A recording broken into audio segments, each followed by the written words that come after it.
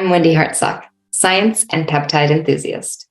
In this episode of Exploration Science, co-founders Dr. Immanuel Lerner and Dr. Amit Michaeli discuss the science behind Pepticom, a company using AI to drive drug discovery and transform virtual molecules into medicines.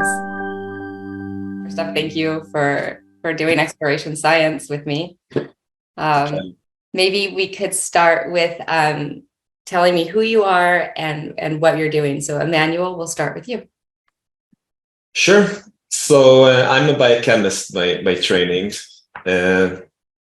Spent a few years in academia. I like to switch a lot between different topics in biology.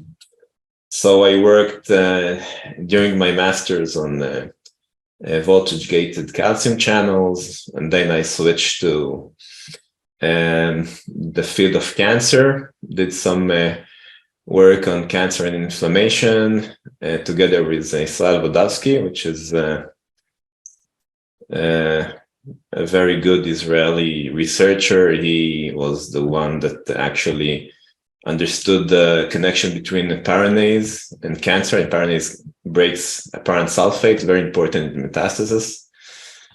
And then I went on to a postdoc and published my last work with Michael Rosbash that got his Nobel Prize for circadian biology. So that was my postdoc. And then I left academia and joined, basically was one of the founders of Pepticom. And we started thinking about the idea just before we go to Amit. During our PhDs, Amit and I are friends for many, many years now. And that's, I think, an interesting story. But first, let's give Amit a chance to introduce himself. Perfect. So I'm Amit. I'm the CTO for Pepticom. Basically, I started falling in love with the idea of drug discovery as a child because my father was the head of the myeloma division in New York Hospital in Manhattan. And I used to always remember how frustrated he was with the tiny amount of tools that were back then available to fighting this horrible disease. And as a child, I always said to myself, I want to be able to make a difference and then I fell in love with computational chemistry. I started to fall in love with it in my doctorate, but you feel like your life's cause is there because you can literally search for drugs, in ways that were completely impossible, and especially because we were in the Hebrew University and budgets were a little scanty, running through the virtual world and discovering new molecules like that was something that very much appealed to me. And I definitely believe that this is the way of the future. And I think that our great grandkids will be laughing when they, hear of how we used to look for drugs back in the day. And most ailments they're going to encounter are going to be druggable and treatable, and hopefully longevity will be something that's available for a very vast percentage of the population. Yeah, awesome. Well, maybe Immanuel and Amit, you can talk about, just a little bit more about Pepticom. But Immanuel, you had mentioned that you met in grad school and apparently decided to start a company. So we met during our bachelor's degrees, but I remember one day we were both working on completely different things. So I was doing my PhD and I was working on inflammation and cancer, and I had some essays to look at activation of innate immunity and macrophages and such, and toll-like receptors. And Amit was doing his PhD in computational chemistry, and we met for lunch one day at the university. And he told me that he's writing this code that enables the binding, like the discovery of peptides that could potentially bind proteins. And he told me nobody was interested, something like that, right, Amit? If I remember correctly. And I told him, look, it sounds amazing, very interesting. Maybe you can potentially discover a drug that way. And we were discussing that, and we got authorization from our PIs to actually try and test, in a biochemical setting, our ideas. And we took toll-like receptor 4, basically, an innate immunity receptor for lipopolysaccharide. I had the tools, the assays to test. Amit ran this through the platform. We actually paid for the peptides out of our own pocket money, and it basically worked. So we had like a proof of concept, unrelated to any big project running in one of the labs. Just was a complete initiative from bottom up initiative. And that's basically the first, then came the idea to maybe try to do something more serious about it. And a few years later, we actually established the company and went out of the academy to actually open the Pepticom. So what was that path like? I've talked to a lot of entrepreneurs, and some have had a lot of infrastructure in place, so they had guidance on doing it. Others were just kind of like, we're just going to do it and figure it out. And they pulled their own resources. So what was that path like to actually start Pepticom? Yeah, so we did it completely by ourselves. Mm-hmm. So with there are, pluses and minuses to each strategy, I think. But, in Israel, you have venture-backed incubators and very, many different ways of trying to get funding and structure to a company. We didn't go that way, and that's because we actually started from bottom up. So we didn't have like 20 years of research with somebody that would actually guide us. So we had to guide ourselves. I think that actually was a very good thing for Pepticom, because when we started, we still had to pivot a lot in order to understand what exactly could be done with the technology and actually develop the technology. So we came out, we got a license from the Hebrew University and a very small part of the technology, but we had to build a lot of the technology in Pepticom itself. So we had to have the flexibility of changing a lot of things. And in many cases, with incubators, you're very, very fixed on a plan. You have to execute the exact plan. So I think that was a good thing for us. Amit, what do you think? I absolutely agree. I think that the way we started actually allowed us to work on a varied amount of projects. We also started with the industry pretty quickly with some nice successful projects. And you keep getting problems from different sides of the discovery field, and it gets you very, very experienced, especially at looking for new chemistries, finding new solutions.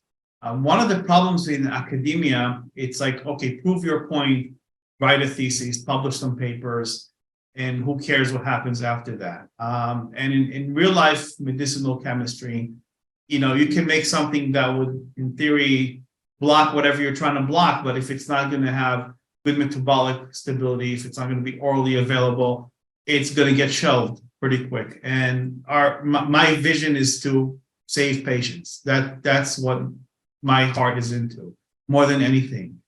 And when people tell me, we're doing so well, you've done some amazing stuff, I read some of your papers, I haven't saved a patient yet. So, I haven't reached a mere percentage of my goal yet. So starting this way actually let us get a very broad spectrum experience in the industry, and be able to function better today, to be able to reach molecules that have amazing serum half-lives. We're working towards oral bioavailability, attack the target, and at least in the animal studies so far, show no toxic or ill effects. So I think that it's very important to let stuff grow in the right time, not to, explode out. And I think a lot of times when I see venture capital startups, they make these big claims and then disappear after 5 years. That comes from this huge pressure without sufficient industry experience, without sufficient application experience, without learning what the partners, clients, however we want to call them, need, and ultimately at the end, the patients, of course. Right. Well, all right. Well, let's talk more about Pepticom and what you guys are working on. Just maybe start with a basic overview of the company, and then maybe we can talk about some of the specific programs. Sure. So maybe we'll go a bit back into history, so it will be very connected to the last question and this question. So when we came out of academia, the first paper that was published was a collaboration with a group in Oxford University that Amit initiated. We actually worked on an extremely rare disease there called the adult polyglucosan body disease. There's a very interesting story behind it. Maybe Amit would tell it. But I just want to give where we were with the technology. So we just came out of academia, and we had basically the ability to design natural linear peptides, okay? Which is, today, when you look at it, it's obviously not good enough for industry.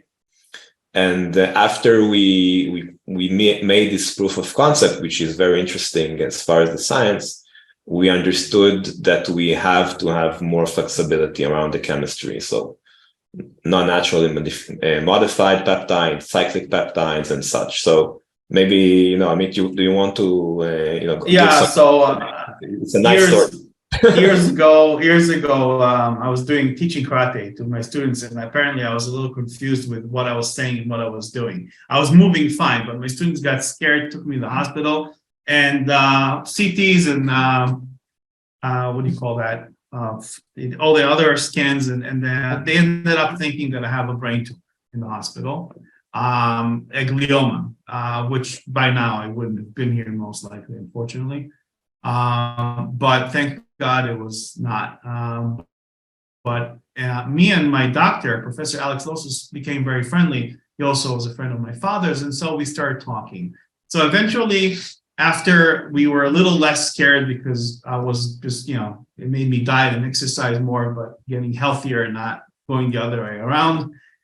He said, listen, I'm researching this very rare disease. It's an Ashkenazi Jewish disease with a deficiency in the glycogen branching enzyme. It's basically a misfold mutation, but he didn't say it to begin with, because had he said that, I would say, no, we can't stop a misfold mutation with a peptide. He said, there's just this point mutation. Point mutation, let me look. And we ran it. I looked at it in the eye, and I saw that it was exposed to the water surface of the protein. So theoretically, a peptide could bind there. I said, let's run the software. We ran the software and ended up getting one molecule. And I think it's the only time in our existence where I came out and I said, we need to order one molecule. It's not 24, it's one. You can. I would be happy to order one molecule. Yeah, I know, but there's a saying that God always protects the stupid, and and we were pretty stupid back then. So we came up with this molecule, and to make it like even more ironic and humorous, its sequence was LTKE. We called the latke. The latke is like an Ashkenazi Jewish potato dish. So. Ashkenazi Jewish rare disease, a latke is a cure. I mean, this is becoming like one of those Mel Brooks jokes, but it worked, and it actually stabilized the protein. And we published a paper together with Hadassah University Medical Center and Oxford University. And I was very excited, but that was also a good slap in the face, because no matter how beautifully natural peptide, linear peptide performs, it's going to stay in a nice publication. It's going to get you a grant. It's going to get you, I got some media interviews in the main newspapers in Israel, but it did not help a single patient. And that's where it was a good ego boost on one hand, and then a good slap in the face on the other. And both were very important. Both were very cardinal. And today, when I work on a molecule, I say papers are great, but I really want to help patients. Yeah. Yeah. So yeah, but then basically we understood that just after releasing this paper and going to conferences and reading the literature, so we saw all the different display capabilities, phage display, mRNA display capabilities, and we actually tested and tried to see what kind of advantage we could get in regard to these technologies, which are excellent technologies, Nobel Prize winning technologies and such. And we understood, first of all, that we need much more flexibility around the chemistry. And we also understood one very fundamental thing is that even using these technologies, still, the one of the basic problems in the industry, which is, $2 billion to bring a molecule to the market, a drug with all the failures, and 85 cents for each dollar spent, lost in R&D, are still there. They're not, these technologies didn't change that. And we try to modify the technology and develop it in a way that would try to, at least in the discovery and early development phase, dramatically reduce the time, cost, and risk of projects. So that's the underlying reason why we do what we're trying to do. And so we understood quite, just after releasing the paper, that we need more chemistry. So we started making cyclic peptides and non-naturally modified peptides. And we had a very, very good collaboration with the group of Professor Stefan Rupp from Fraunhofer Institute. It's the biggest institute in Europe for research. And we actually took a problem that we had like a few, some information about from our PhDs, the TLR4 receptor. So we worked on both receptors of TLR4, so MD2 and CD14. And we actually discovered a series of cyclic and linear peptide, non-naturally modified N2C cyclics that are activating the peptides and the receptors. Actually, the information, the data was very interesting because one very interesting thing is that our peptides look nothing like LPS, like lipopolysaccharide, which is the natural ligand of activator of these co-receptors. And that's just giving you a glimpse on the capabilities of these kinds of technologies. You don't do like more of the same small modifications. You can actually discover completely novel molecules. So that we were very excited about that. And then we actually moved on. We got our a serious round of investment, and we were thinking about a project where we would have all the a very well-defined unmet need that is relevant to our technology, where the competition is still in a very early stage. And we chose IL-17 for plaque psoriasis, basically trying to work on orally available inhibitor of IL-17 receptor activation. And in less than 3 years, we started from scratch. So we had this crystal structure. Now we are already in preclinical data with a few experiments that have been done, and we basically can cure mice from psoriasis right now. Still working on optimizing some features of these molecules, but we are very excited because other companies working on this problem, which is a very difficult problem, spent many years and a lot of resources, and in many cases never got to a project that actually has a good outcome. Obviously, there is competition, and there are other companies, trying to do that. In most cases, started much earlier than we did, but I think we are in a good position, and we are very excited about it because we have, all the systems working, and it looks very promising. Yeah. Can you talk a little bit, sorry, just to geek out for a minute on IL-17 and psoriasis? So there are antibody treatments that sequester IL-17.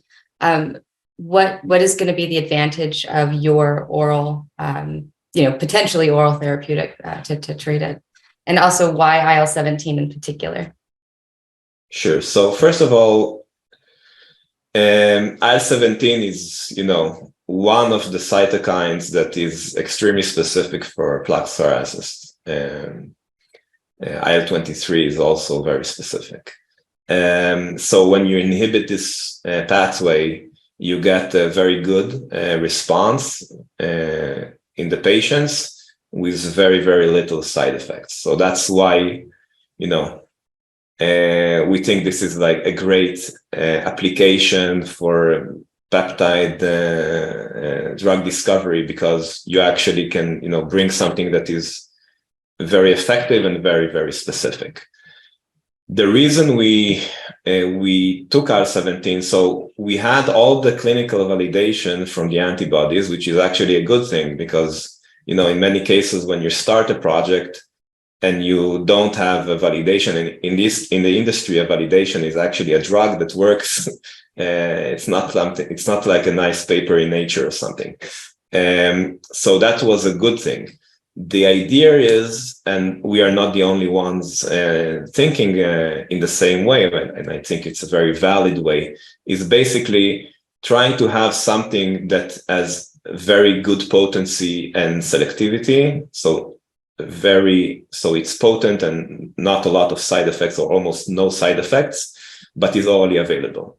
And because plaque psoriasis is such a huge indication, and there are many, many patient populations that can't or won't necessarily take the antibodies, inject the antibodies, and there are, for many, many different reasons. Small children, pregnant women, many other subpopulations, they actually would like to have an orally available drug that is effective with low side effects.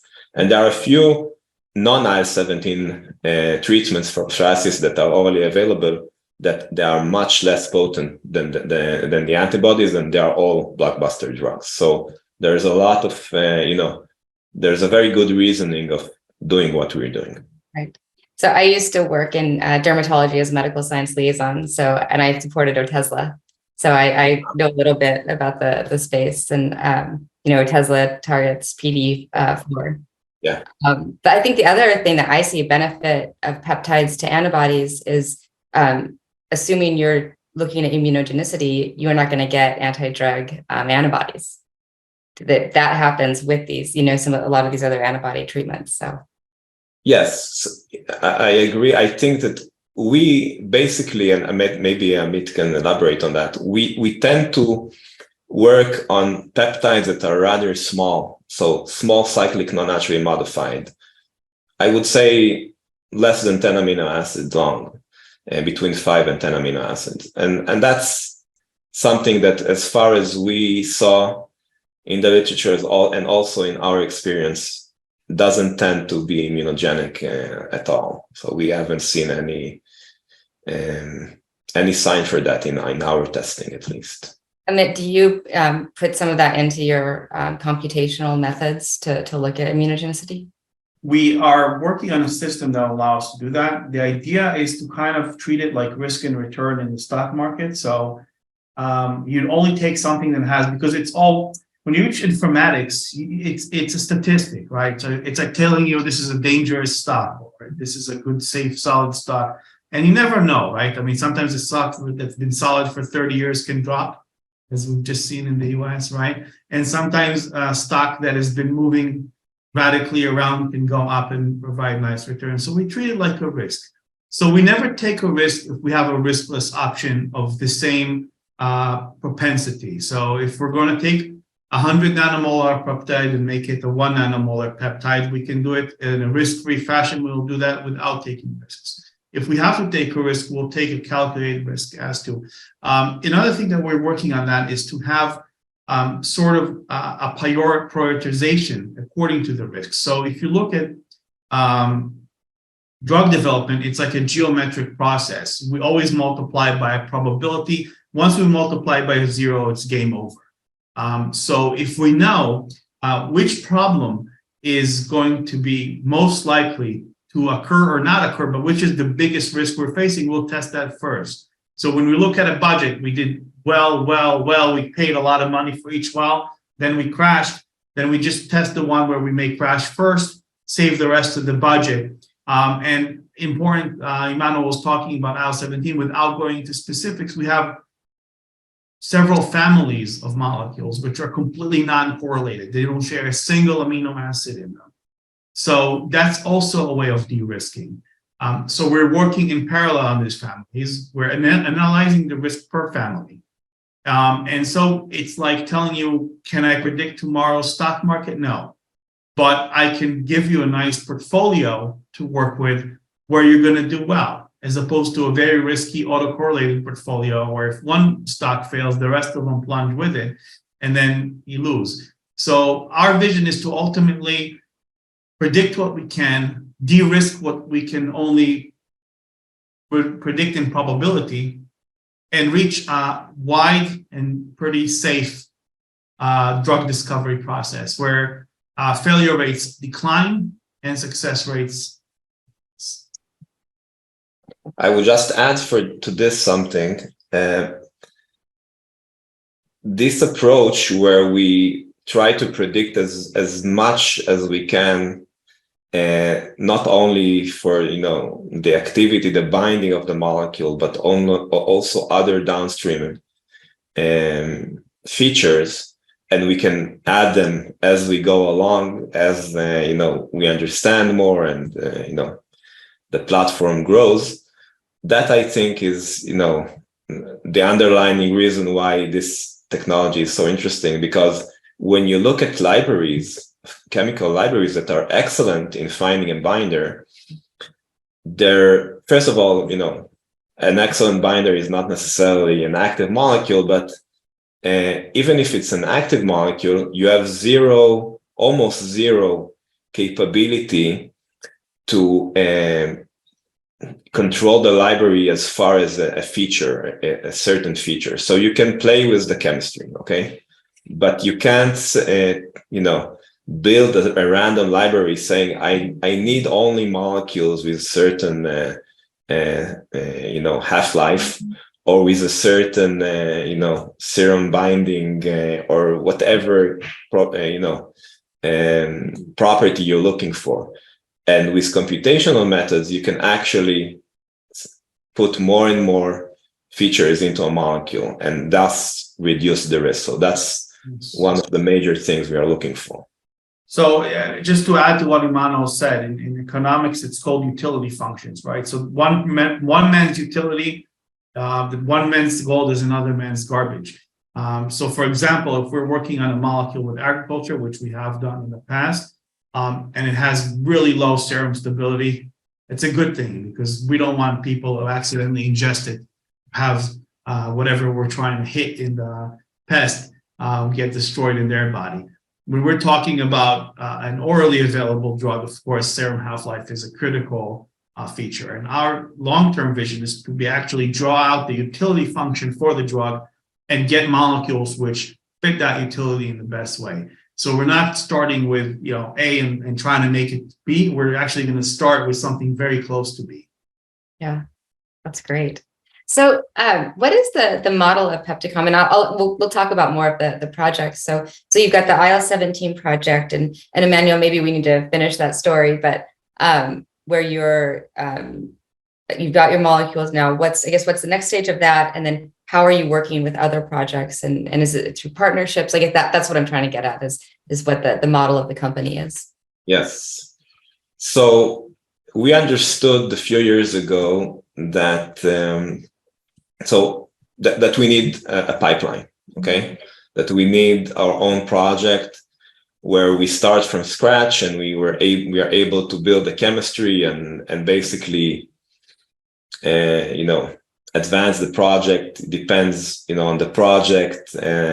When do we think we are going to license it out? Because we have no benefit in our size to bring something to a phase 3 where we have we have a platform that can bring about another project. So we are not a one molecule company. So we understood we need a pipeline. So we have IL-17 and we have 2 other targets that we are now considering in very initial stages. And the other thing is collaborations. So one thing that was very important for us in the beginning, and even today, so we have a collaboration with a very large company working on a few targets. I cannot disclose the name. It's very good because you get a revenue stream, you learn a lot about the industry.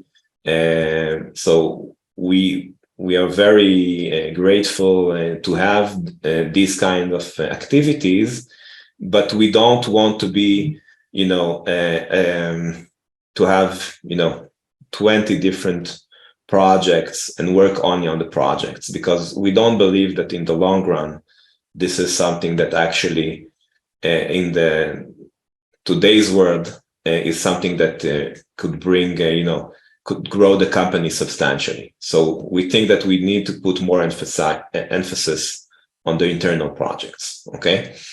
So if we work with a company or when we work in-house on an internal project, the way we work is we have a lot of different capabilities within Pepticom. So we have all the computational part, the AI part, the DevOps, software, writing, and computational chemistry. So that's more or less half of the company.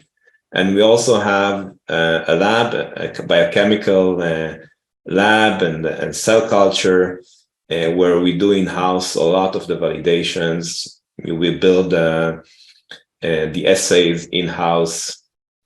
We don't synthesize because in our size of a company, doesn't make sense to synthesize the peptides. Maybe this would change in the future, but we do validate all the peptides. So from a biochemical, biophysical validation up to cell culture, and then we outsource later on, in vivo preclinical work.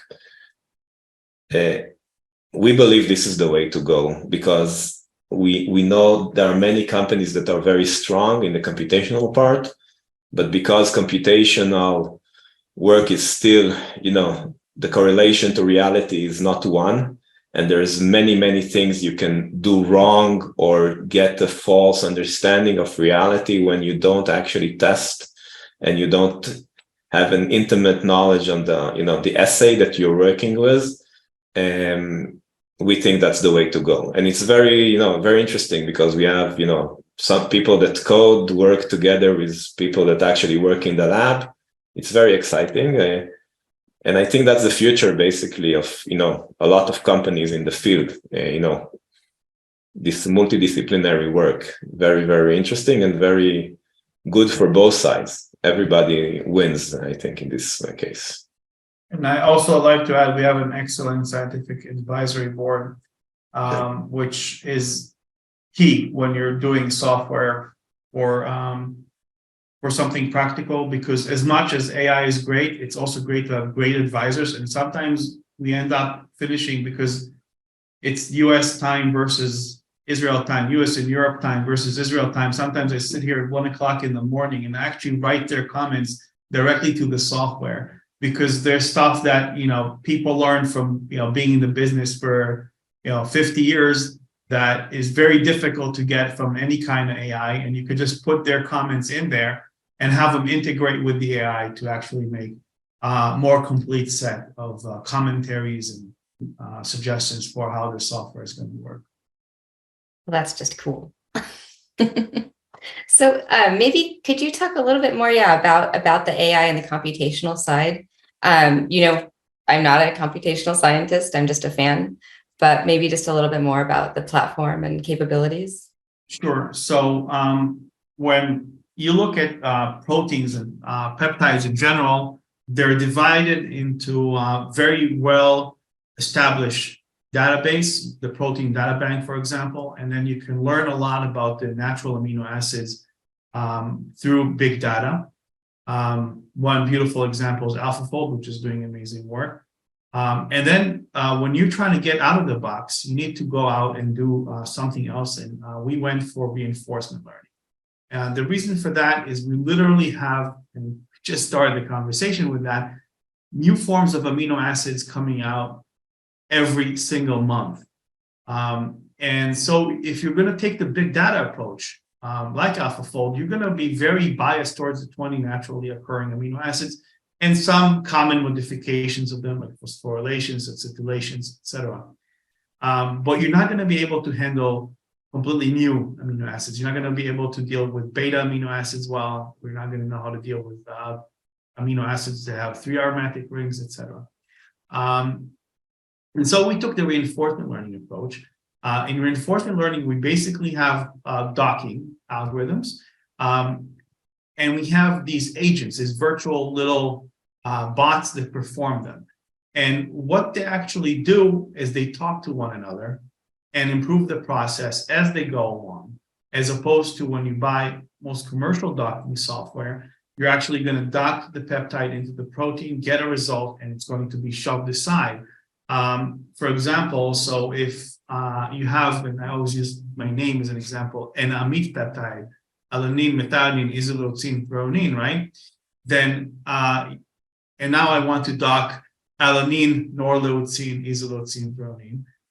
Any computational chemist, any chemist will tell you, well, the norleucine and the methionine are very similar. They're pretty likely to reach the same conformation as the target. And you could actually just thread that, right? So first thing, if you're doing classical docking, you need to wait, minutes for each of these to do, to perform docking. In this case, a bot can come and say, no, I know I can thread that on there. And so each bot selects a sequence and methods, sees what's out there, and performs the task. And then they talk to one another and get rewards for good performance. So that's the upside of reinforcement learning. But the reason not everyone is going right for that is because physical simulations are a bit lacking. And I always like to give the example of basketball because it's more fun and not everybody understands chemistry that well. So imagine I build these agents to play basketball game, but we forgot about muscle fatigue, right? Everybody's running, has got a bit of a shake in their arm. And now we've got bots basically shooting 3-pointers across the field, and the game doesn't look anything like basketball. So it's very important in reinforcement learning to have a reward for exploration versus exploitation. So they're exploiting the error we made and basically not playing basketball. And we can't, as humans, learn anything about basketball from that. But if we change the rules of the game, say, okay, everybody's been shooting 3-pointers, let's lower the number for 3-pointers. Now they're 2-pointers. Now they're 1-pointers. Now they're half a point. Eventually, we'll get the bots to dribble and pass. And we can even say that if you score at the end, you get more points for passing and doing nice plays. And you can actually kind of reweigh everything around your error using statistics. So that's kind of like the pleasure of doing reinforcement learning. And, one professor who was a close friend of my father's, Gilles Lugassi, God rest his soul, used to say that it's somewhere between an art and a science. You got to know how, and we use a lot of economics in there, a lot of price theory, a lot of stuff like that to kind of reweigh everything. And of course, back at the end, when we give the final results, we use the physics analysis, but we don't want to overplay something. And when you do reinforcement learning, it's not like having kids. You tell them something, they do it the quickest, simplest way to save time. And it's not always what you wanted. But then you have to remember you gave them the order, now you have to fix the order. So they do it correct. So I don't want to see toys on the floor, they shove them under their bed, right? You tell them, then put everything in its place. Okay, now they do that. So you have to kind of learn how to reweigh the game the whole time. it's really fun because my life's ambition is to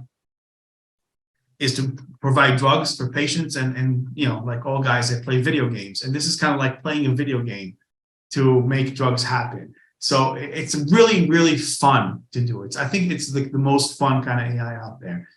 So you simulate the physics and then try to overcome your mistakes by creating diversity and rewarding exploration of new ideas. Awesome.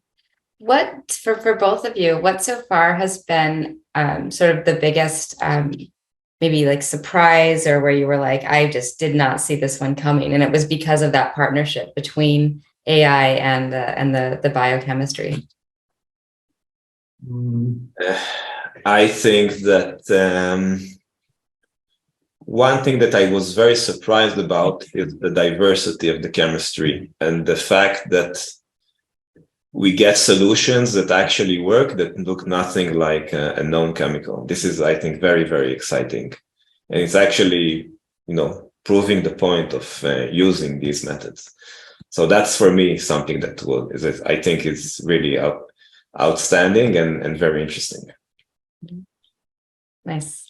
Well, maybe, can we talk a little bit more about what your path is and where you're going to be going and where you see yourselves in the next few years, maybe some of your aspirations? So I touched a bit about that. So there are a few different categories. One thing is expanding the pipeline and actually bringing an asset to IND and maybe phase 1. That would be a great thing.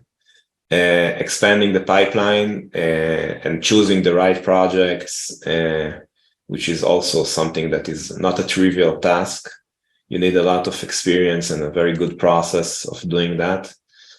The third thing is, we have a lot of ideas around the technology, making, the technology more efficient and have more prediction capabilities to very different aspects, incorporating a way of screening more peptides in a more efficient way as far as, the time and cost.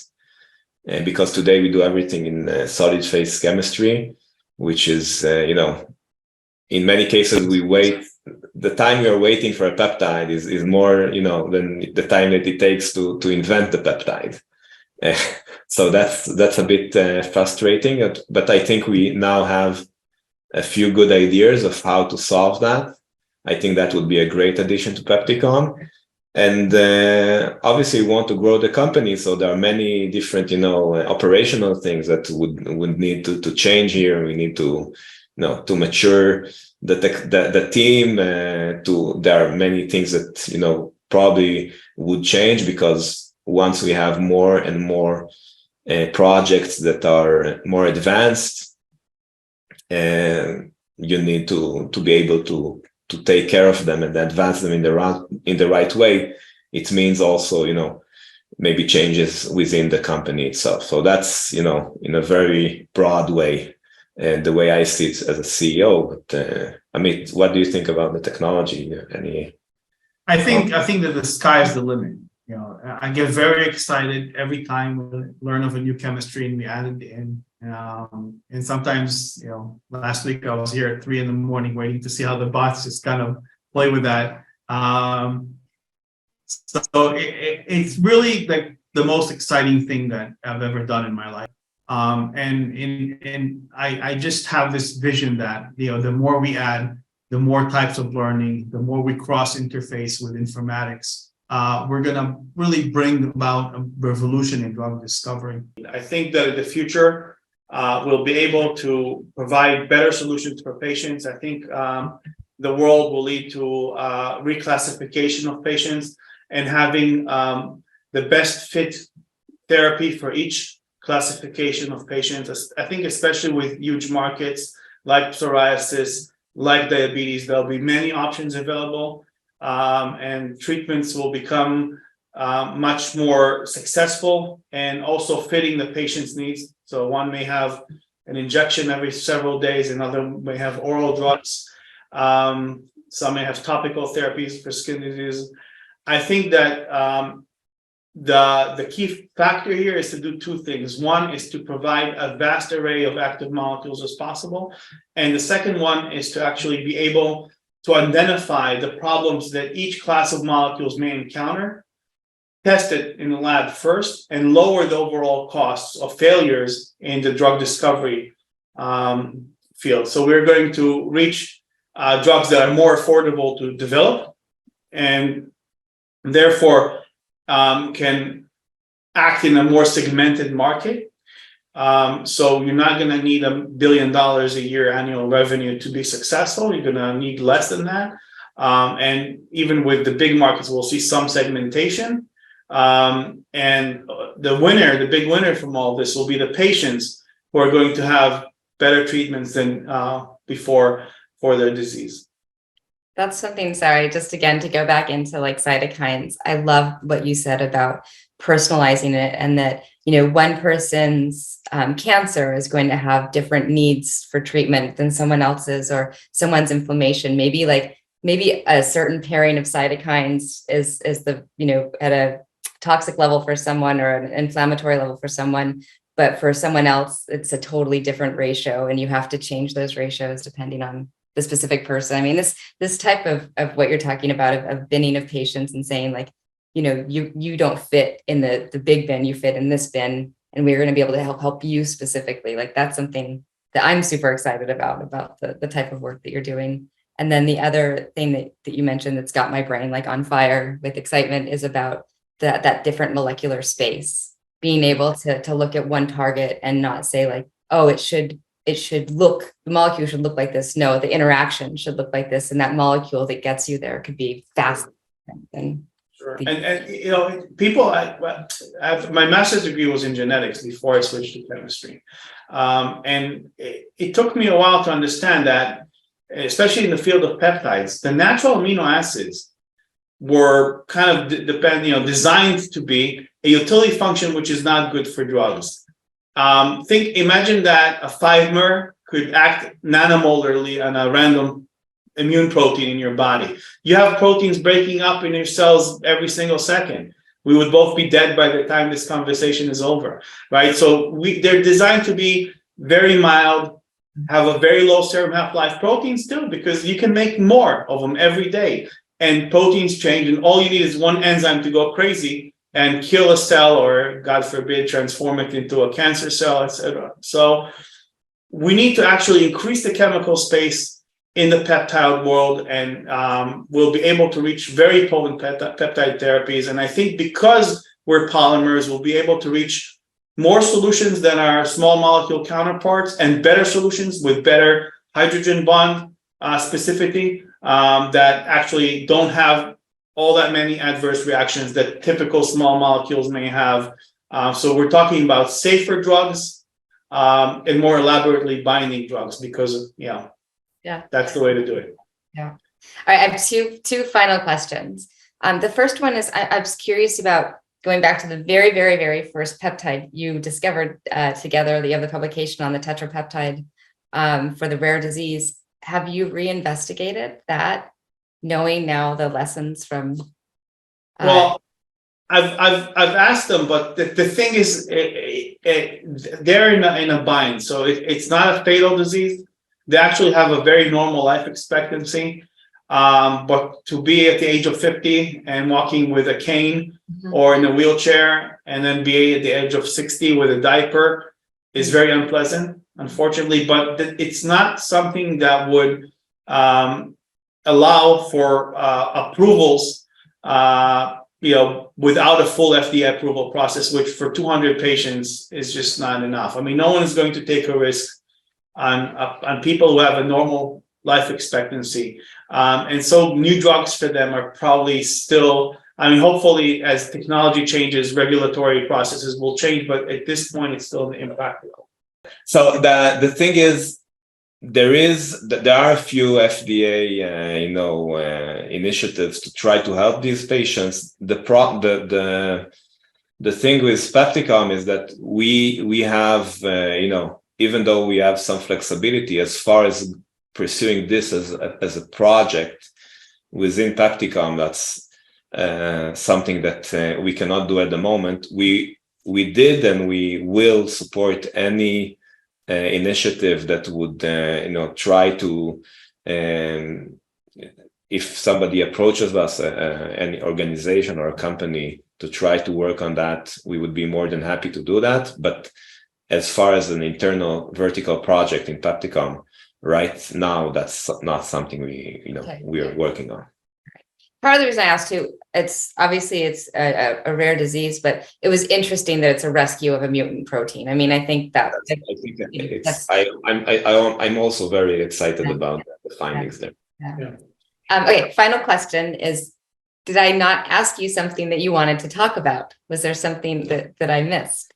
I would add, you asked what is exciting for us. So there's another thing that I think is very exciting, just to see that you have an output out of the computer that actually cures. Right now it's only mice, but a living organism. That's quite exciting.